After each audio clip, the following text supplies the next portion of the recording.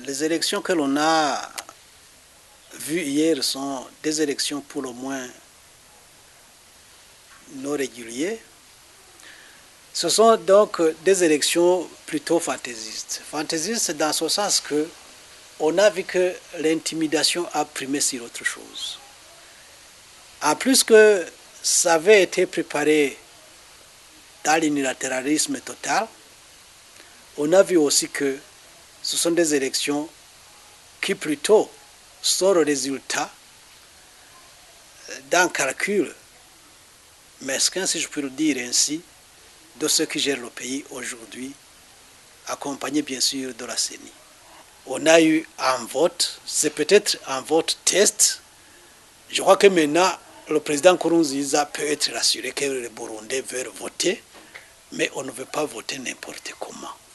Il faut maintenant qu'on s'asseye ensemble et en vertu des directives et des recommandations de l'East African Community et de la communauté africaine, l'Union africaine je veux dire, ainsi que les avis de la communauté internationale, qu'on s'asseye ensemble, qu'on étudie ensemble les voies et moyens de pouvoir arriver à un compromis quant au calendrier électoral et peut-être nous fixer sur la proposition du panel des médiateurs conduite par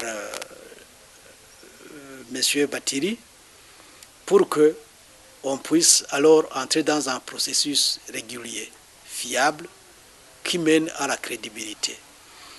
Sinon, si on devrait s'isoler dans cette tour d'ivoire que Nkurunziza et la CENI ont constitué en décidant d'un vote décrié par tout le monde hier, on serait en train d'isoler le Burundi avec toutes les conséquences néfastes que cela entraîne. On ne devrait pas aller jusque-là.